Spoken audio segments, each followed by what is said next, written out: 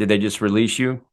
Well, I thought it was because I had this backstage fight with Batista, and I thought that for a really long time, but now I realize that was just the last nail in the coffin, no pun intended.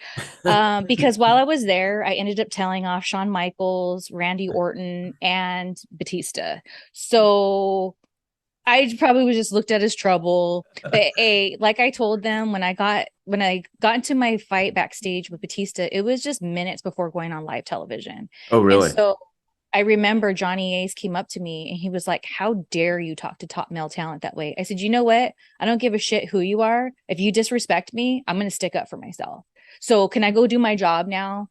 And I knew that was it. And I remember when Kevin won that match.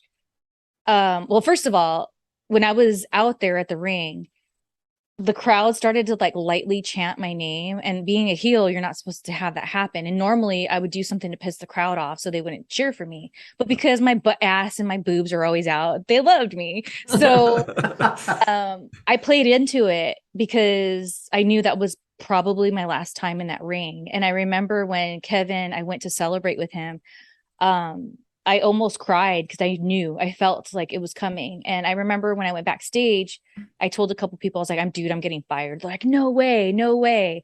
And sure enough, 2 days later, I got the call, and Johhny Ace was just like, keep in touch with us, you never know. And I started laughing, and he was like, why are you laughing? I said, dude, if this is how you guys do business, I'm good, I don't want to be a part of it. And then he was like, what? And then I was like, thanks, and I hung up, and my roommates were like, what just happened? I was like, I got fired. And so that's the short story of how Wow. I got fired.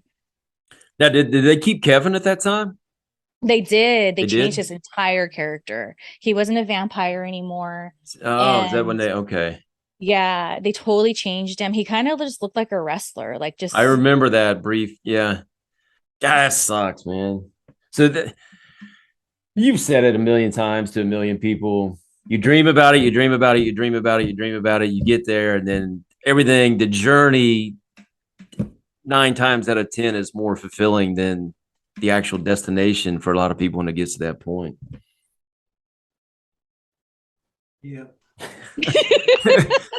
I mean, that sucks though. Doesn't it suck? I mean, it does because I had a lot of fun. I was living my dream. The way I looked at it was, there's all this stuff going on around me that I didn't agree with, but I always felt, if you guys are grown ass adults and this is how you're doing things, that's your business. I'll look the other way. It's not my business.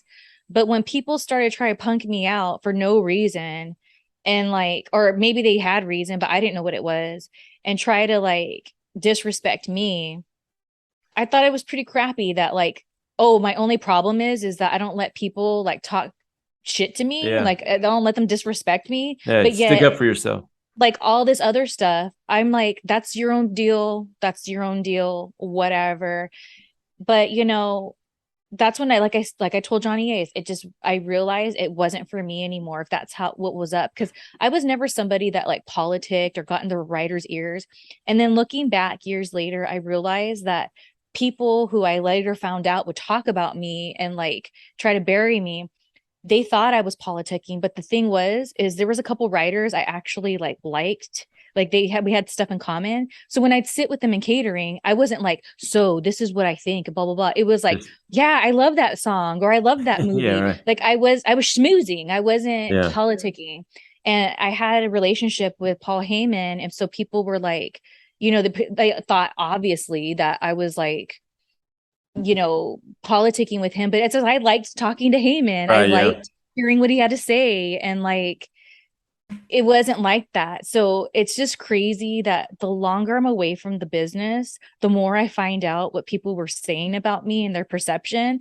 And it makes me laugh so freaking hard because I'm like, dude, because one of the things I thought sucked was when I saw people politicking, backstabbing, they didn't care how they got to the top, shady, shady, shady things going on.